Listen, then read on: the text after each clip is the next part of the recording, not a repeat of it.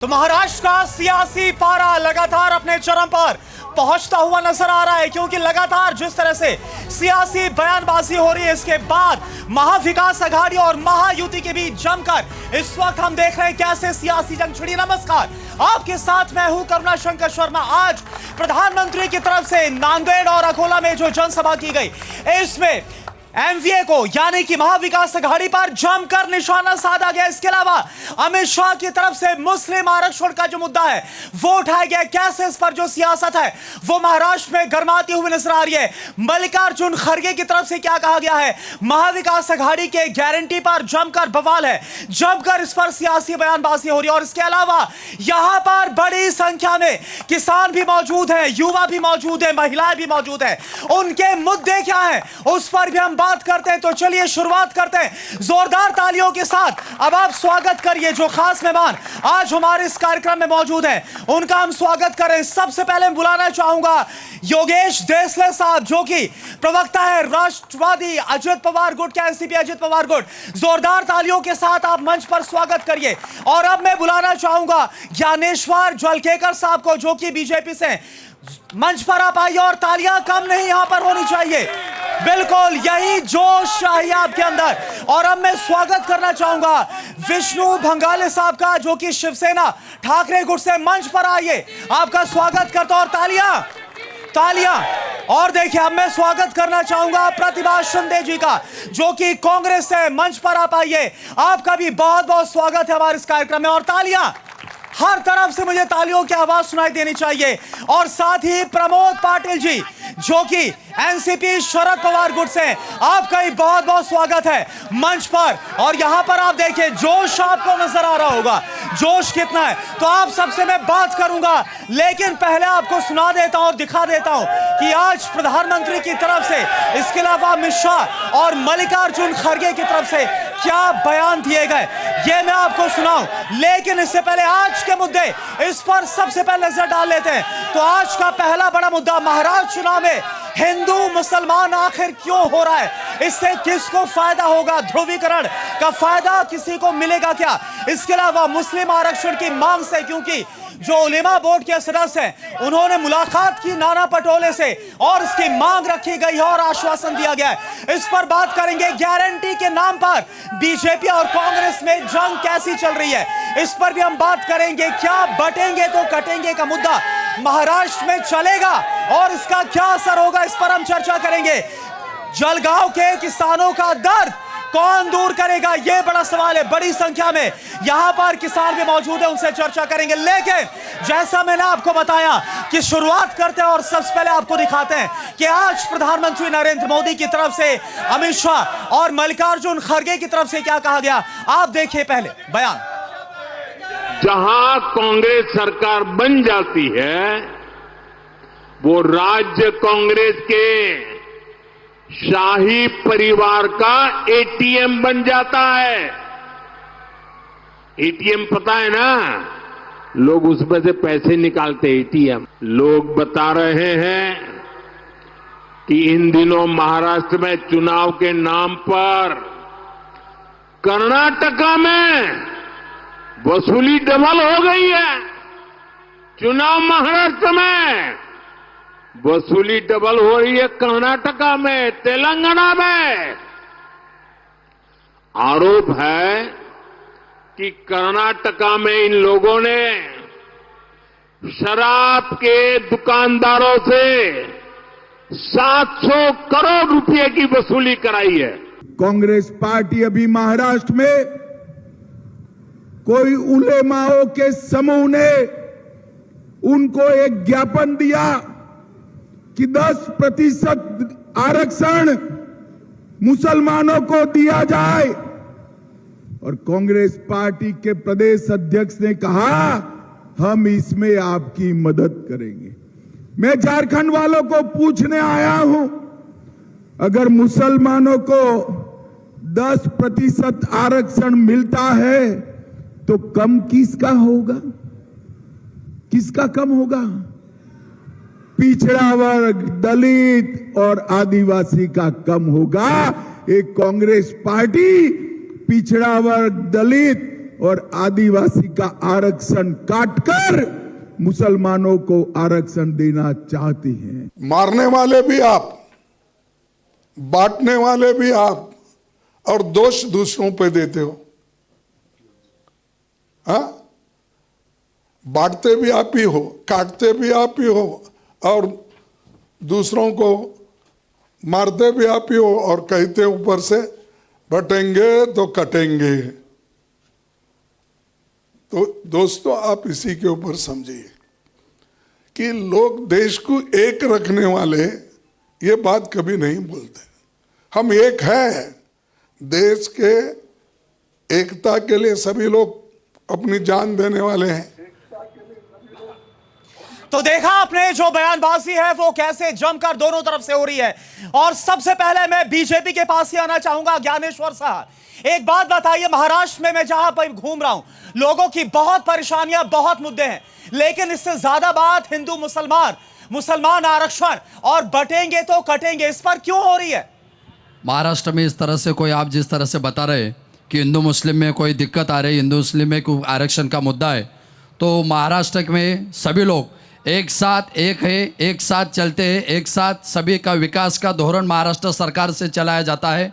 अगर जिस तरह से हमारे केंद्रीय गृह मंत्री अमित शाह जी ने बताया कि 10% आरक्षण अगर मुस्लिम भाइयों को मिलता है तो भारतीय जनता पार्टी महायुति का जो निकासन है वो हमारा राजनीतिक फायदा लेने के लिए आरक्षण की बात नहीं करते।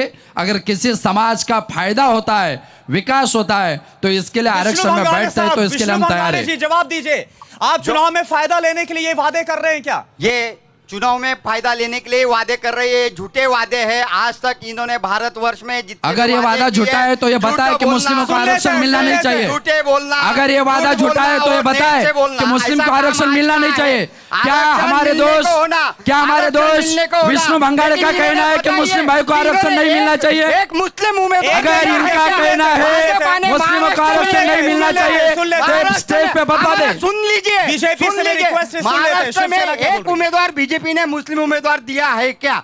इनका चुनाव आने के बाद में सिर्फ इनको हिंदू मुस्लिम दिखता है। माननीय पक्ष प्रमुख उद्धव जी ठाकरे साहब के माध्यम से, हम महाविकास आघाड़ी के माध्यम से हम काम करते हैं, सबको साथ जवाब दीजिए। मैं आपके चैनल के माध्यम से मेरे काबिल दोस्त को बताना चाहता हूँ कि जो अलायंस है, महायुति का अलायंस है, और महायुति में जहां जहां इलेक्टिव मेरिट से मुस्लिम चुन सकते हैं उस जगह हमने मलिक जी के बेटी को भी चुनाव में खड़ा किया है।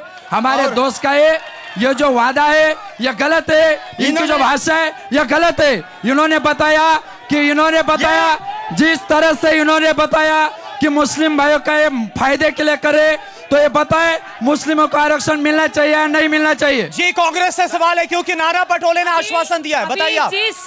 अभी जिस दमखम से सुनिए, आपके पास आ रहा हूँ बीजेपी के भाई एक एक करके सुन लेते हैं। प्रतिभा जी बोलिए। बोल रहे हैं कि हमने अलायंस में नवाब मलिक के बेटी को हमने टिकट दिया है। हमारा सवाल है देवेंद्र फडणवीस को कि बताए नवाब मलिक का और दाऊद का रिश्ता सवाल पूछ तो रही है, बेटी का फिर कैसे टिकट दिया? सवाल पूछ ये जो है ये बताइए। बेटी चुनाव के बाद फिर मुस्लिम आरक्षण की बात और आश्वासन आप क्यों दे रहे हैं? और अमित शाह को हमारा सवाल है कि बताइए मलिक के बेटे से कुछ सवाल लेना देना नहीं। इनको महायुति ने मुस्लिम को टिकट दिया है, इन्हें इसको चलती है। इनका प्रॉब्लम यही है।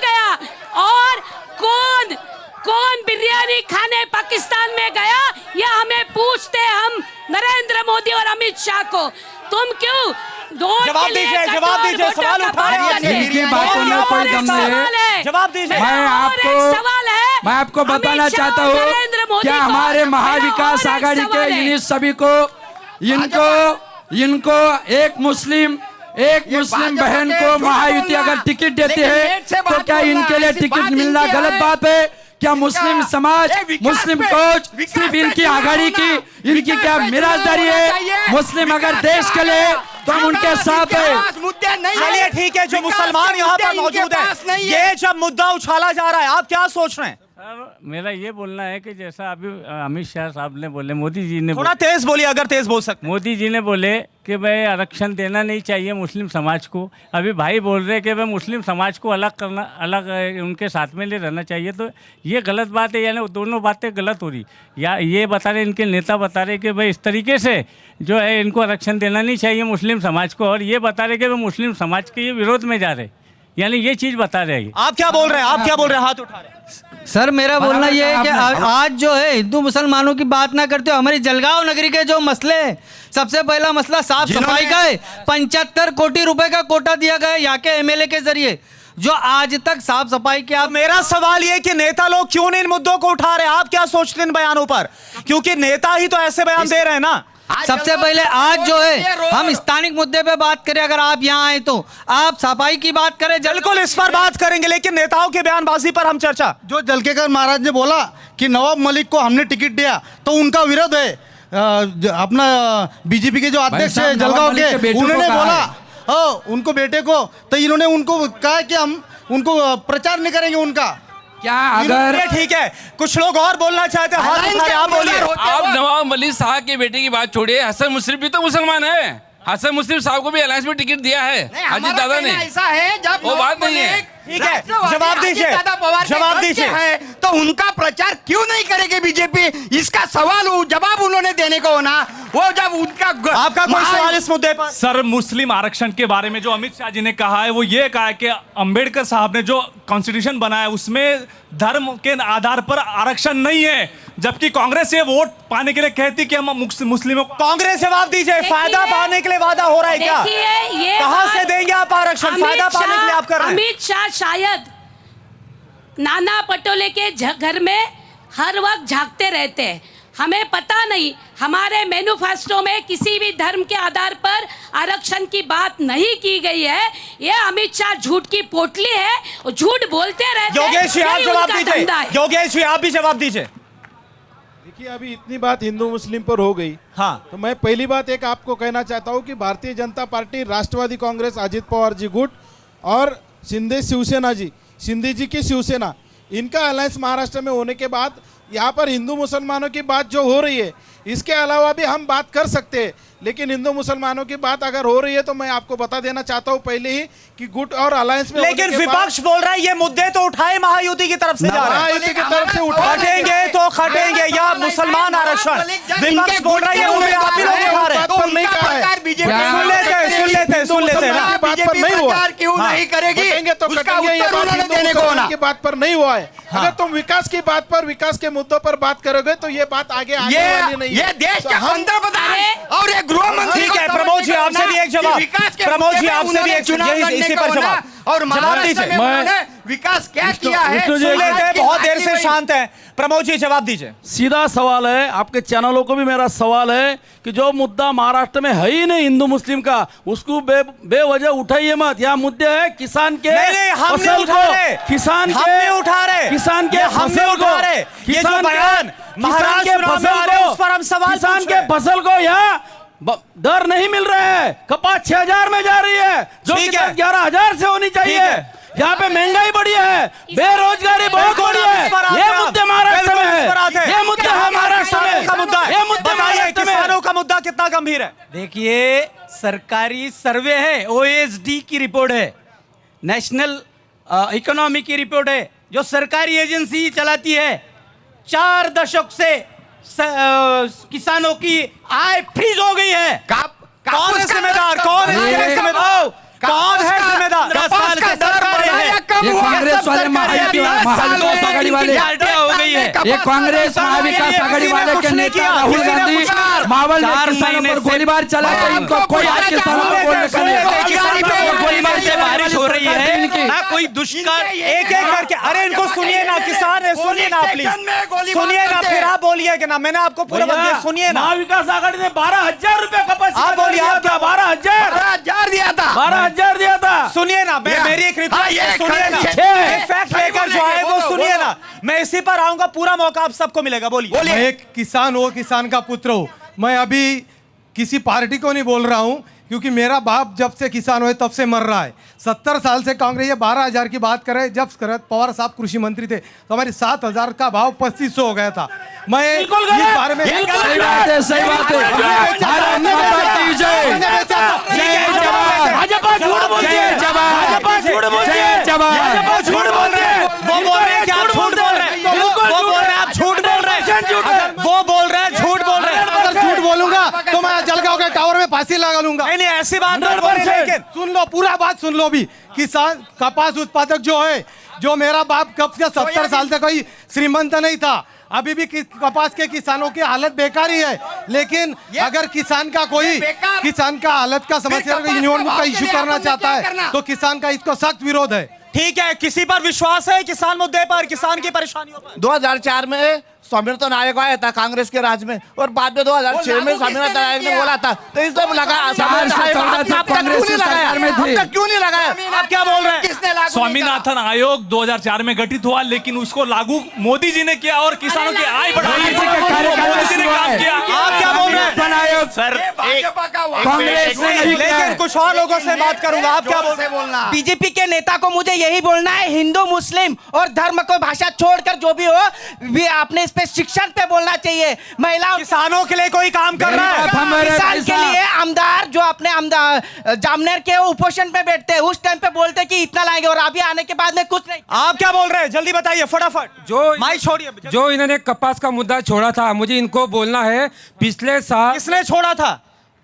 बीजेपी ने पिछले साल ऑस्ट्रेलिया से 50 टन कपास मतलब विदेश से इंडिया में आया, ये करवाया था। जवाब दीजिए, बीजेपी से सवाल है। मैं आप सभी को आपके माध्यम से बताना चाहता हूँ, भारतीय जनता पार्टी की केंद्र सरकार में सरकार है। महाराष्ट्र में महायुति का जो गठबंधन था, इन्होंने अभी शरद पवार जी का नाम सुनिए शरद पवार जी का नाम लिया तो इनको मिर्ची लगती है। पवार के कार्यकाल में किसानों ने जितने आत्महत्या की है, उनके किसी के कार्यकाल में उन्हें किसानों के लिए भारतीय जनता पार्टी महायुति गठबंधन हमेशा झूठ बोल। मेरा सवाल सुन, एक बार सवाल है ना महायुति से, क्या किसानों की समस्याएं महायुति ने 2.5 साल में खत्म कर दी? नहीं करी। 99% 2.5 साल में किसानों की समस्या का मुद्दा उठाया। मैं इन सभी को एक मिनट अगर इनमें से किसी में हिम्मत है तो पता है पोखरा योजना में जलगांव जिले में क्या क्या हुआ है? पोखरा पे बोलिए पोखरा योजना पे बोलिए। कोई भी इनमें से कोई किसान नहीं है, पोखरा योजना पे बोलिए पोखरा पे आपके सहयोगी को प्रतिभा जी, बोलिए नारपाल पे बोलिए सड़गांव बैरेज पे बोलिए। अरे बीजेपी से बोलिए सर, सबको सुनने दीजिए ना। कांग्रेस क्या बोल रही है? बोलिए ना। धरन है। देखिए, इन्होंने किसानों की आत्महत्या का जो रिकॉर्ड होता था वो बंद कर दिया है उन्होंने। तो सवाल ये है कि क्या 2.5 साल में शरद पवार जी के कारण मेरे पास सबसे ज्यादा थे, महाराष्ट्र में उन्हीं का आंकड़ा है, मैं नहीं बोल रही हूँ। हाँ। उनका लिखित आंकड़ा है जो है कि महाराष्ट्र में हर ये कोई ये लिखित नहीं, ये बुक लिखित है क्या? ये कांग्रेस की लिखित है, ये कोई ऑथोराइज नहीं। वो बोल रहे हैं 99% समस्या हल कर दी किसानों की। मुझे बताओ, बीजेपी किसान की विद्रोही है। किसानों पे गोलीबार चलाने बड़ी बात बोल रहे, क्यों बोल रहे हैं? महाराष्ट्र के अंदर किसान की कर्ज माफी पवार साहब ने पहली बार की थी। आप क्या बोल रहे हैं? सर, रोजगार पे बोलने को ना जड़ के जड़ जी ने वेदांता पॉस्कॉन जैसे जो प्रोजेक्ट है वो महाराष्ट्र छोड़ के चले गए। सब कंपनी गुजरात में चले गए, उस पे उन्होंने उत्तर देने को रोजगार और गुजरात का जो आरोप लगा जा रहा है कंपनियों में जाने का, ये अगर चली गई बीजेपी के जो 2.5 साल बीजेपी की सरकार है उसमें सब सुन लीजिए मेरे दोस्त, से बलात्कार हो गए और बीजेपी की सरकार में हो गए। अगर ज्यादा से ज्यादा लड़कियों का वेदांता उद्धव जी जब सीएम थे तब गई है। आपसे सवाल कर रहे हैं, आपसे सवाल कर रहे हैं, सुनिए ना, शांति बनाकर रखिए ना, सवाल तो सुन लीजिए। 10 साल पहले पीएम ने राजनीति चालू की थी, skill India, make in India, ये ऐसे चालू की, तो अब 10 साल बाद बचेंगे तो लड़ेंगे। ये कैसे कहा गया? ये छत्रपति का महाराष्ट्र है, बचेंगे तो और भी। जवाब दीजिए, मुद्दों पर बात क्यों नहीं हो रही है? आप सभी को बताना चाहता हूँ, छत्रपति शिवाजी महाराज का ये महाराष्ट्र है, ये किसी की मिराजदारी नहीं है। इन्होंने जो बताया बचेंगे तो लड़ेंगे, ये छत्रपति शिवाजी महाराज का महाराष्ट्र है। Skill India, make in India, startup India, ये सिर्फ और सिर्फ भारतीय जनता पार्टी कर सकते हैं। वो एक मुद्दा उठा रहे हैं, वो बोल रहे हैं कि सारी इंडस्ट्रीज गुजरात क्यों जा रही है, लगातार विकास किया। अगर इंडस्ट्रीज वेदांता जब गई, वेदांता गुजरात में गई, तब सबसे निष्काम उद्धव ठाकरे सीएम थे। उद्धव के कार्यकाल में गई 100 करोड़ रुपए हर महीने पर जमा करने वाले आपके सहयोगी बोलना चाहते, बोलिए, आप बोलिए इस पर। रोजगार पर बोलिए, रोजगार और जो गुजरात का मसला उठाया। सुन लेते, फिर आपके पास आ रहा हूं। आपके पास इस पर जवाब है, आपको बोलना है इस पर। वाडवन बंदर जो महाराष्ट्र में सुन लेते हैं, आ रहे प्रतिभा जी, सुन लिया आपको, एक बार उनको ही बोले दीजिए सारे में। मेरे बहन से मेरी विनती है, क्या क्या गया ये कहने से कौन सी तारीख में और उद्धव ठाकरे के कार्यकाल में क्या गया ये बताया हुआ है। ये मुद्दा यहाँ उद्धव के कार्यकाल में गया, आप बोलिए, उद्धव के कार्यकाल में गया, उद्धव के महाराष्ट्र में लाया गया, 2.5 साल में एक दिन घर से बाहर निकलने वाला नहीं था। वाडवन बंदर भी महाराष्ट्र में आया है। ठीक है, एकनाथ शिंदे के वक्त में गया हुआ है सब। और मेरा चैलेंज है जावड़ेकर जी को। अच्छा, वो कुछ फैक्ट्स लेकर आई हैं, उनको सुन लीजिए, वो कुछ फैक्ट्स लेकर, आप क्या फैक्ट्स दे रही हैं? पहले आपस में तय कीजिएगा। को चैलेंज है, इसमें से मैंने जो प्रकल्प बोले उसमें से एक भी प्रकल्प उद्धव आप रिपीट कर सकती हैं, रिपीट कर सकती हैं, उनमें से 2-3 चीजें। टाटा एयरबस क्यों गई, गिफ्ट सिटी क्यों गई, टेस्ला प्रकल्प क्यों गया, एसीसी सीमेंट मुख्यालय क्यों गुजरात में गया, महेंद्र कार निर्मित प्रकल्प क्यों गुजरात में गया, सबमरीन प्रकल्प क्यों गुजरात में गया। मैं फिर एक बार दोहराना चाहता हूँ, मैं फिर एक बार दोहराना चाहता हूँ, सुन लेते हैं, फिर जनता की बात सुन लीजिए। मैं मेरी बहन को फिर एक बार दोहराता हूँ, वेदांता से लेकर टाटा तक जो जो कंपनी इन्होंने बताई, इन सभी की सिग्नेचर उद्धव जी जब सीएम थे तभी के कार्यकाल में हुई है। अगर मैं झूठ हूँ, सुनिए, अरे आपके सहयोगी, अगर मैं झूठ हूँ तो तारीख बताइए। अगर मैं झूठ हूँ तो तारीख बताइए, तारीख बताइए। आपके माध्यम से तारीख बताने को बोलिए, आपके माध्यम से तारीख बताइए उनको। अरे मेरे आपके माध्यम से तारीख बताए। हवा में गोलीबार चलाना नहीं, हवा में गोलीबार चलाना नहीं। तारीख बताओ, तारीख बताओ, तारीख बताओ। जो बेरोजगारी है, नौकरियां नहीं है, बेरोजगारी, वहां पर आरोप लगा रहे कि आपकी वजह से सारी इंडस्ट्रीज बाहर गई। वादा झूठा है। अरे झूठ जाने के बाद में आ रहा हूं मैं आपके पास, आ रहा हूं। इन्होंने सब प्रकल्प गए, हमारे नेता आदित्य साहब ने मैं बताया है यहाँ पर कब गए, सभी उपस्थित, मैं यहाँ पर सभी उपस्थित लोगों से बात करना चाहता हूँ। ये जो हमारे तीनों काबिल दोस्त है, इनका दुर्भाग्य कि ये कोई भी जलगांव जिले के विजन पे बात नहीं कर रहे। आप कुछ अच्छा यहाँ से सवाल ले रहे हैं, आप क्या बोल रही है? एक महिला है, बोलने दीजिए ना, बोलिए। 1 मिनट, इनकी जो है भाजपा सरकार ये बोलते कि हमने महिला को सुरक्षा, किससे सवाल है? भाजपा सरकार से इनसे ये सवाल पूछना है। अच्छा, आप लोग प्लीज, एक रिक्वेस्ट है, आप लोग वहां पर बैठिए, अपने अपनी चेयर में बैठिए, मैं आपके पास आऊंगा, मैं आऊंगा, आप हाथ उठाइए ना, मैं आऊंगा, ऐसा नहीं है, मैं सबके पास जा रहा हूं। अब आप सवाल करिए। हमारा सवाल है भाजपा सरकार से और शिंदे सरकार से, हमारे बेटियों पे, हमारे महिलाओं पे बलात्कार हुआ, जब इन्होंने हमारे लिए सुरक्षा क्यों नहीं दी है?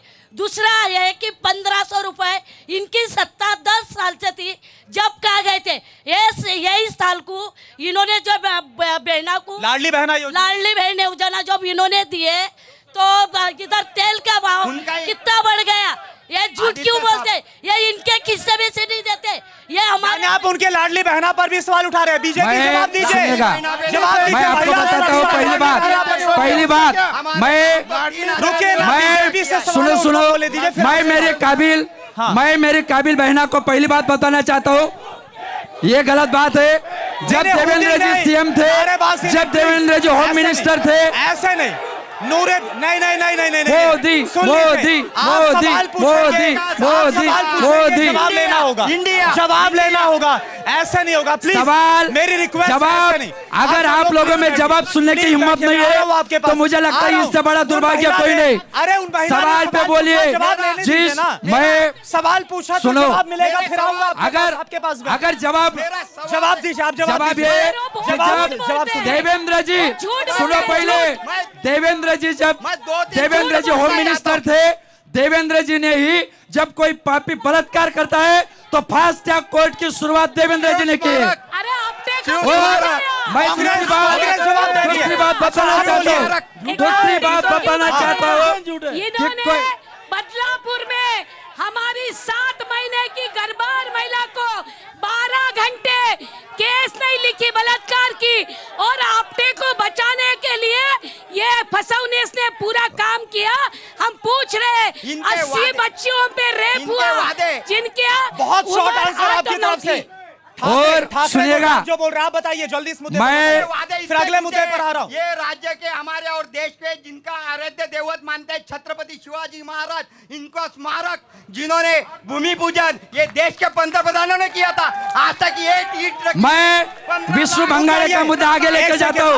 अगर सुनो गया क्या सुनो दान मिला क्या? अच्छा, मैं आप सभी से एक रिक्वेस्ट कर रहा हूँ प्लीज, हमारे प्लीज अगर ऐसे छत्रपति शोर शराबा शिवाजी होगा, महाराज तो जी मैं का सबके पास कैसे 4वीं आऊंगा मुझे समुद्र में बताइए। उद्घाटन अगले हुआ मुद्दे था, पर भी भूमि मुझे पूजन हुआ रुकना था। है। एक उसके सेकंड बाद रुकिए उद्धव रुकिए ठाकरे सीएम थे। रुकिए। उद्धव अगला ने मुद्दा रहना चाहिए था। अगला मुद्दा ये कि आखिरकार जिस तरह से महाविकास आघाड़ी और महायुति के बीच गारंटी को लेकर इस वक्त जंग छिड़ी है, यहाँ पर जो जनता मौजूद है मैं उनसे बात करता हूँ। आप बताइए, मेरा सवाल पहले सुनिए। महाविकास आघाड़ी वादे कर रही है, अपनी गारंटी दे रही है, महायुति अपने वादे कर रही है, किस पर आपको विश्वास है, किसके वादों पर आपको विश्वास है? आघाड़ी पे विश्वास है। अभी इनका झूठ बता देता हूँ। ये बोले मावल में गोलीबारी राहुल गांधी ने करी, मावल में गोलीबारी अजित पवार ने करी थी। नहीं नहीं, मेरा सवाल है किस पर विश्वास है, राहुल किसकी गांधी ने गारंटी की थी केंद्र, राहुल ने राहुल का कार्यकाल का झूठ मत महायुति, बोलिए, महाविकास झूठ मत बोलिए, झूठ मत बोलिए। राहुल महायुति या महाविकास, हम देखते हैं, किसकी राहुल गारंटी? महायुति हम भी थे, हमें भी मालूम है गलत बात है। राहुल गांधी की सूचना थी। आप राहुल गांधी आप बताइए किसकी गारंटी पर विश्वास? महायुति उन्हें पहले बोलिए कि महिला। आप बताइए किसकी गारंटी पर विश्वास? हमें मायावती सरकार के आप बताइए। महायुति महायुति महायुति, आप बताइए। महायुति सरकार चाहिए हमें। आप बताइए। मोदी जी पर विश्वास है। मैं आपके माध्यम से किस पर विश्वास है? जी थे मोदी जी महायुति, आप मोदी जी महायुति पे विश्वास है। महंगाई तो मुमकिन है, महंगाई पे क्यों विश्वास है, क्यों विश्वास है महायुति? विकास महंगाई कांग्रेस पे ने जो बोलिए, बोला, महंगाई कांग्रेस पे की दीदी ने बोला था कि भाजपा महायुति सरकार ने जो लाडली बहना बताई है, जो योजना लॉन्च की है, उससे उनको आपत्ति है, तो फिर कांग्रेस ने जो अभी उनका एजेंडा दिया है उसमें क्यों? मैं सवाल पूछना चाहूंगा, आपने सुना, मैं कांग्रेस से सवाल कर रहा हूं। यहां पर लोगों से मैंने सीधा सवाल 1 सेकंड किया, किसकी गारंटी पर विश्वास है? लोग बोल रहे हैं कि जो विश्वास, और जो हमने सुना बीजेपी भी सवाल उठा रही कि जो गारंटी आप दे रहे हैं उस पर ये एक बड़ा धोखा है, बड़ा छलावा है, ये आरोप लगा है। हमारा सवाल है कि बीजेपी की सरकार 16 राज्यों में है और 4 राज्यों में कोलाई से। सुनिए, मैं आपको बता रही हूँ, आपको सुनिए सुनिए 1 मिनट सुनिए, 1 मिनट सुनिए। अगर 16 राज्यों में सरकार है, 4 राज्यों में अलायंस है, क्यों नहीं दिया मध्य प्रदेश और महाराष्ट्र छोड़ के? क्योंकि आप महाराष्ट्र नहीं, हमने जा रहे हैं, महाविकास इसलिए आघाड़ी की आपने गारंटी पर प्रलोभन सवाल दिया। उठ रहा है। सुनिए, तेलंगाना में मुझे मेरे बहना के वक्तव्य से खेद है कि महाराष्ट्र के बहना को 1500 रुपए मिल रहे हैं तो इनको दिक्कत हो रही है, इनको दिक्कत हो रही है। बहना को पैसा मिल रहा तो दिक्कत हो रही है। इससे बढ़िया बात ये बहना के खिलाफ है, ये दुर्भाग्यजनक है, दुर्भाग्यता है। जवाब लेते हैं अजीत पवार। एक सेकंड प्रतिभा जी, बहुत देर से वो शांत है। अजीत पवार ये बोल रहे हैं कि जितनी गारंटी महाविकास कर रही है ना, उसके लिए 3 लाख करोड़ सालाना चाहिए। कहां से आएगा ये पैसा? ये सब कुछ झूठ है, धोखा है। जवाब दीजिए आप। अजीत दादा को बीजेपी ने जो स्ट्रिप लिख के दी वही उनको बोलना पड़ता है, वही एकनाथ शिंदे को बोलना पड़ता है। अजीत दादा को वही इलाज दिया है, जो बीजेपी की झूठी स्क्रिप्ट है। झूठी स्क्रिप्ट है, सुनिए इनकी गारंटी पर सवाल उठा रहे हैं, तो आप हिंदुस्तान जवाब में दीजिए। जो भी झूठी स्क्रिप्ट आती है वो बीजेपी से आती है और वो बोलते हैं उनके पास गए कि ये तो बीजेपी की स्ट्रेटेजी है। कल मैं सीएम के रेस में नहीं हूँ ऐसा उन्होंने स्टेटमेंट दिया है। इसके ऊपर हिंदुस्तान में देखिए, जो भी उनके ऊपर दबाव कितना है। आप क्या बोल रहे दबाव हैं? देखिए दबाव। मैं ये यूपी वाले को पूछना चाहता हूँ, तुम्हारे गद्दार सेना कहाँ है? गद्दार सेना कहाँ है? गद्दार जवाब दीजिए। सबसे लगातार पहली ये बात, मुद्दा आप जवाब सबसे दीजिए। पहली बात, ये मुद्दा उठाया जा रहा है उद्धव। सुनो, एक सेकंड, मैं आपके आपने चैनल पूछ के लिया, माध्यम मुद्दा से उठा, बताना मुझे चाहता सवाल हूँ, दीजिए। ये जो मुझे बता सवाल। रहे, ये जो बता उद्धव ठाकरे ने रहे, ये भी सवाल गद्दार की उठाया। भाषा अच्छी नहीं उन्होंने है, गद्दारी वो का खुद्दार मसला शिवसेना उठाया। है, अमरावती में उद्धव खुद्दार ठाकरे है, बोला इस बार गद्दारों को जवाब देगा। जवाब दीजिए। अरे सुनिए ना, मेरी आप सबसे रिक्वेस्ट है। महाराष्ट्र को धोखा अरे दिया, सुनिए, उन्होंने सवाल पूछा, जवाब लेने जमा करने वाले उन पर आप सवाल देशों पूछो, को जवाब धोखा दिया, बनता है। साथ ले लिया। जवाब दीजिए, आप जवाब दीजिए। टीवी 9 चैनल वाले भाई से सवाल मैं और आप बोलिए, आप बोलिए। सुनिए, टीवी 9 चैनल वाले आप हुटिंग मत करिए, हुटिंग करने से कुछ नहीं होगा। सुनिए सुनिए सुनिए सबको विनम्र है। उनसे सवाल है, ये सवाल एनसीपी अजित पवार गुट से, आप जवाब दीजिए। आप सिर्फ गद्दारी का उन्हीं मसला लोगों उठाया को जा रहा है। बोलने देते। मोदी आप जवाब दीजिए ना। सिर्फ एक ही मैं आदमी को बोलने उनके देता है, सवाल ये पे गलत जवाब बात देता है। हूँ। ये लोग आप जिनको हमें गद्दार बोलने गद्दार नहीं कहते देते, गलत बात हैं है। ये उनके ही साथ पहले काम कर चुके हैं और ये जिन लोगों को ये गद्दार कह रहे हैं वो विकास के माध्यम से भारतीय जनता पार्टी के साथ में देखिए, सरकार बनाकर हम TV9 साथ में को ये बैठे। शोभा आवाज नहीं देता। बिल्कुल नहीं आ रही है मेहमानों की, आप इतना चिल्ला रहे हैं, आपका क्या सवाल है? एक सेकंड बोलने का। देते हैं। जो खुद्दार रहते हैं वो भागते नहीं है, गद्दार भाग के गुवाहाटी जाते हैं। अच्छा मुझे एक बात बताइए, क्या ये इसका असर पड़ेगा? ये जो गद्दारी का मसला उठा रहे हैं, असली वर्सेस नकली, क्या इसका असर होगा चुनाव में? असली वर्सेस नकली, गद्दारी का जो मुद्दा उठाया जा रहा है, इसका असर होगा? क्या इसका असर दूंगा? इसका असर होगा ये जो मुद्दा गद्दारी का उठाया, क्योंकि इसमें गद्दारी कभी नहीं सही है। आप बताएं। भाजपने शिवसेनेच्या विरोधात बंडखोर उभे करून उद्धव साहेबांची गद्दारी केली म्हणून उद्धव साहेबांना पाऊल उचलावं लागलं। आप अगर हिंदी में बोले प्लीज। भाजपा ने शिवसेना के उम्मीदवार के अपोज में बंडखोर उम्मीदवार खड़े किए, इसलिए उद्धव साहब को एक करना पड़ा। अगर फ्रेंडशिप में अगर गद्दारी होती है तो ये गलत बात है। आप क्या एक बोलो महाविकास के नेता बोलने के लिए बीजेपी का आप क्या इनकी तड़प मोदी देखो। साहब बोल रहे हैं भोपाल की मीटिंग के अंदर के शरद ये जो अजित पवार है ये 70,000 के घोटाले में। चलिए जवाब दीजिए, एक सेकंड सवाल पूछा है, क्या बोल रहे हैं आप बोलिए। हेलो, मैं उद्धव ठाकरे गठ के लोगों से पूछना चाहता हूँ, सबसे पहले गद्दारी उनने की है, भारतीय जनता पार्टी भाजपा मिलकर के सरकार साथ बनाई क्या है और कांग्रेस के साथ निकल पहले आप जवाब दीजिए। भारतीय आप जवाब फिर वहां से भारतीय जवाब जनता लूंगा। पार्टी के साथ आप चुन हुटिंग गए, मत करिए, पीछे नरेंद्र जाइए। मोदी का पीछे फोटो जाइए, आप लगाकर लोग चुन पीछे गए जाइए। और पहले जब आप पीछे सत्ता का जाइए। सवाल मैं उसी आया से बात तो करूंगा जो सोनिया पीछे गांधी रहेगा। के साथ चले जाने आप वाले दीजिए, इसलिए कहा आप जवाब शिवसेना। दीजिए।